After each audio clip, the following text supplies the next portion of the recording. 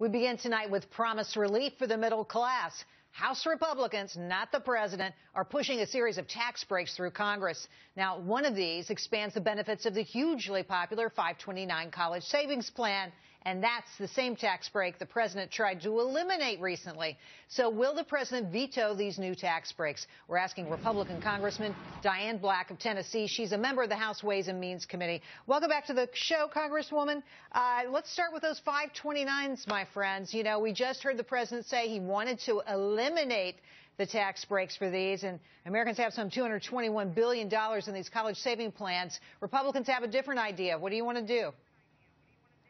Oh, Jerry, I cannot believe that the president would even think about taking away a provision that would help middle-class families send their children to school, to college.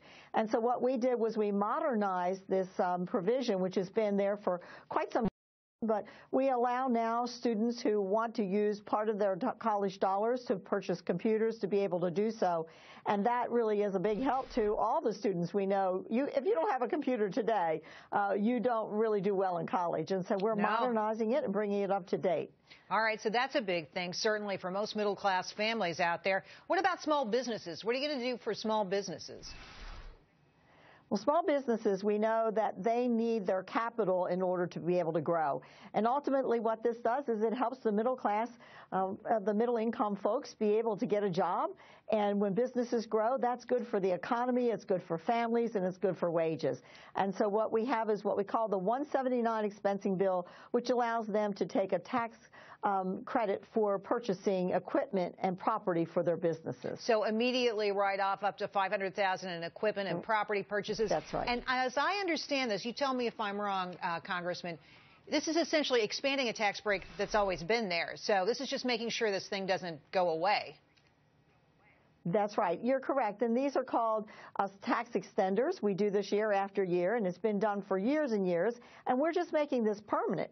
We know that businesses have a hard time planning when you don't give them certainty. And so what we're doing with this is we're giving them that certainty by making this a permanent tax credit rather than something that's just expanded every year or every 2 years. You also have the solution for charities, right? What is the charity solution? Yes.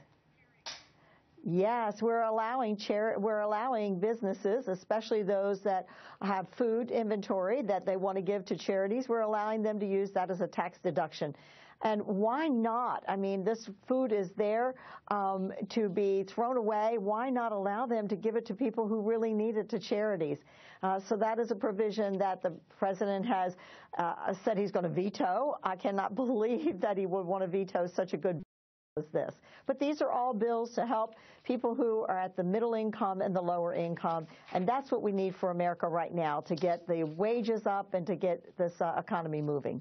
Well, I got to tell you, I know the federal government wants to see tax revenues go up, but we have federal tax revenues topping $1 trillion now, which is astonishing to me. But the president is objecting to your tax extenders, making those tax breaks permanent, saying that it adds too much to the deficit. How do you respond to that criticism? Well, first of all, these are tax extenders that have been extended year after year after year, and they do not get paid for. And so it is really, it's not right to say, well, we have to pay for them now because we're making them permanent. They've not been paid for before. Let's do what we need to do to help folks get jobs and have wages rise. And this is a good thing for businesses. This is a good thing for the American family. It's been a long time since I've seen them have concern for the debt and the deficit. You know, we've got $17 trillion in debt. That didn't happen alone. Representative, thanks for coming on. Appreciate your time. You're very welcome. Thank you for having me.